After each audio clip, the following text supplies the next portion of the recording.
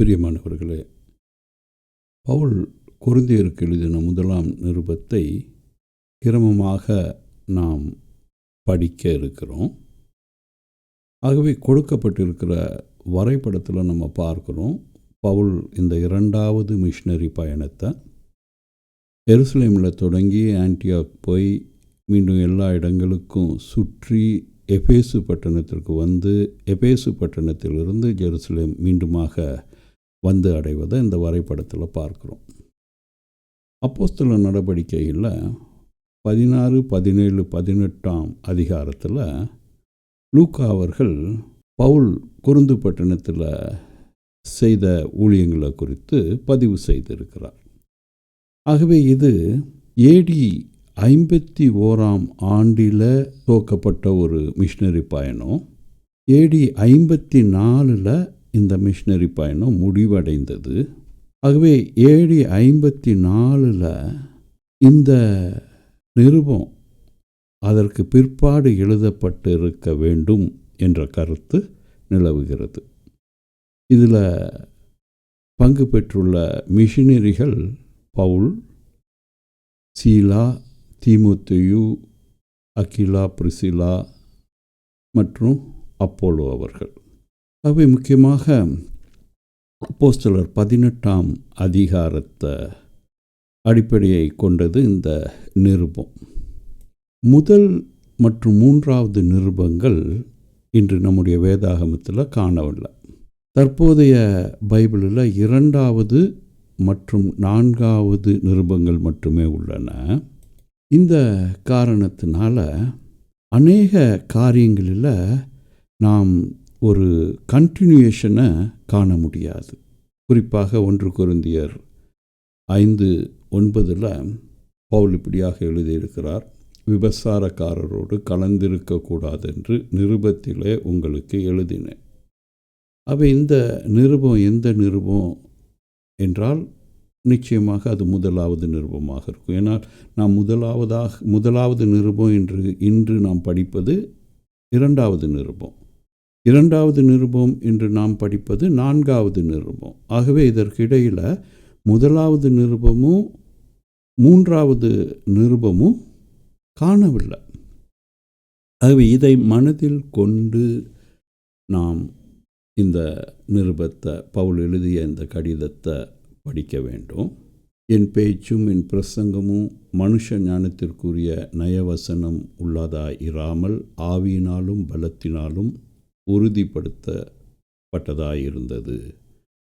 ஆகவே தன்னுடைய ஊழியத்தை குறித்து கேள்விகள் எழுப்பப்பட்ட போது அவைகளுக்கு பதிலாக இந்த கடிதத்தை பவுல் எழுதுகிறார்.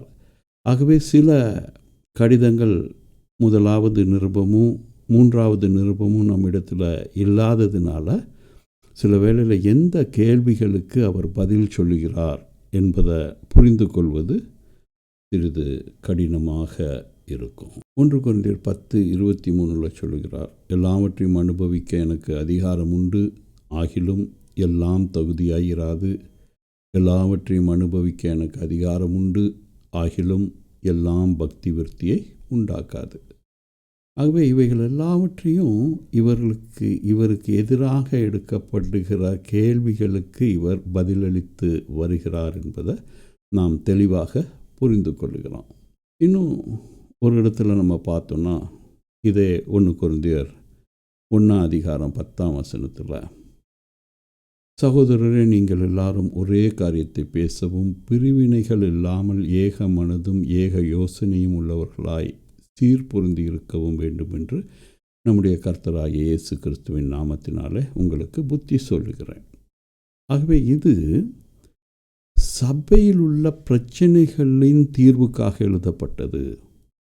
இந்த நிருபத்தை வாசிக்கும்போது நாம் நன்றாக புரிந்து கொள்ள வேண்டிய ஒரு காரியம் என்றால், சபை மூப்பர்கள், இன்றைய நிலைமையில் பாஸ்டேட் கமிட்டி என்று சொல்லலாம், சபையினுடைய மூப்பர்களுடைய பங்கு இன்றைய சபையில், அவர்களுக்கு இது நன்றாக புரிய வேண்டும் பிரியமானவர்கள். ஏனெனில் இந்த கடிதம் முழுவதும் சபைகளில் உள்ள ஒழுங்கீனத்தையும் சபையை நடத்துகிறவர்கள் எப்படியாக நடத்த வேண்டும் என்ற சட்டதிட்டங்களையும் சீர்திருத்தங்களையும் அறிவிக்கிற ஒரு நிருபமாக இருக்கிறது. ஆகவே இது ஒரு பொது மனிதனுக்கு எழுதப்பட்ட கடிதங்கள் கிடையாது. சபைகளுக்கு, சபையின் சீர்திருத்தங்களுக்கு எழுதப்பட்ட ஒரு கடிதம். ஆகவே இந்த சபை சீர்திருத்தத்தின் கடிதம் நாம் கொரிந்து சபையின் நிலைமையை வைத்து நாம் இதை ஆராய்கிறோம். கொரிந்து சபையின் நிலைமையை வைத்து அந்த சபை மக்கள் இப்படி இருந்தார்கள், அங்கே இவ்வளவு பாவம் இருந்தது, இவ்வளவு ஒழுங்கீனம் இருந்தது என்று அநேக முறை இந்த கடிதத்தை அப்படியாக அந்த கண்ணோட்டத்தில் பார்க்கிறோம். ஆனால் இன்றைய சபைக்கு, இன்றைய நம்முடைய சபைகளுக்கு இது எவ்வளவாக பொருந்துகிறது என்பதை நாம் உணர்ந்து இந்த கடிதத்தை படித்து நம்முடைய சபைக்கு தேவையானவைகளை இவற்றிலிருந்து எடுத்து அமல் செய்தோமே என்றால் இந்த கடிதம் நமக்கும் நம்முடைய சபை மக்களுக்கும் மிகவும் ஆசீர்வாதமான ஒன்றாக இருக்கும். பழைய ஏற்பாட்டின் வரலாற்றை புரிந்து கொள்வது கொஞ்சம் கடினம், ஏனெனில் நாம் அந்த காலத்தில் வாழவில்லை. ஆனால் புதிய ஏற்பாட்டு கடிதங்களை புரிந்து கொள்வது, நம்முடைய சூழ்நிலைக்கு ஏற்ற சில வரிகளை மட்டும் எடுத்து வாசிப்பது, இது மிகவும் சுலபம்.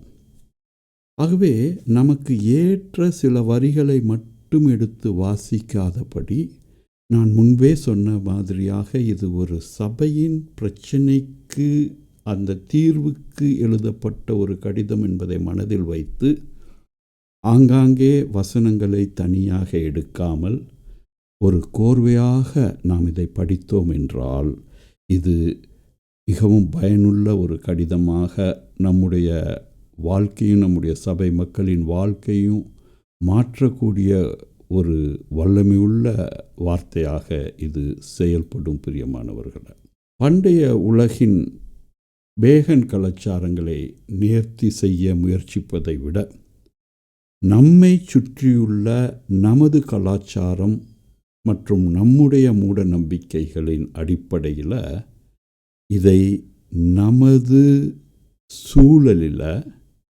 பிராக்டிக்கலாக நாம் அமல் செய்ய வேண்டும், இதை பயன்படுத்த வேண்டும். இன்றைக்கி கொரிந்து சபையில் என்ன பேகன் வர்ஷிப் இருந்தது, அது இன்று தேவையில்லை. இன்று நம்முடைய சபைகளில் இருக்கிற மூட நம்பிக்கைகள், கலாச்சாரம் என்ற ஒரு காரியம், இதை தான் செய்ய வேண்டும், அதை மாற்றி செய்யக்கூடாது என்ற ஒரு கருத்து, ஆண்டவர் அறிவிக்கிற புதிய காரியங்களை உடனடியாக ஏற்றுக்கொள்ள முடியாதபடி இருக்கிறதான மன கடினங்கள். எங்கள் முன்னோர்கள் இதை தான் செய்து வந்தார்கள், எங்களுடைய ஆலயத்தில் இதுதான் வழிபாட்டு முறை என்று சொல்லி அதையே பேசிக்கொண்டு இருக்கிறது அல்ல. இந்த கொரிந்து சபையின் சீர்திருத்தத்திற்காக பவுல் எழுதிய காரியங்கள் இன்று நம்முடைய சபையின், நமது ஆவிக்குரிய வாழ்க்கையின் சீர்திருத்தத்திற்கு எவ்வளவு பிரயோஜனமாக இருக்கிறது என்பதை அறிந்து அதை பயன்படுத்த வேண்டியவர்களாக நாம் இருக்கிறோம். எல்லாவற்றுக்கும் மேலாக 1 கொரிந்தியர் 13:10 பவுல் இப்படியாக எழுதுகிறார்: இப்பொழுது விசுவாசம், நம்பிக்கை, அன்பு இம்மூன்றும் நிலைத்திருக்கிறது, இவைகளில் அன்பே பெரியது.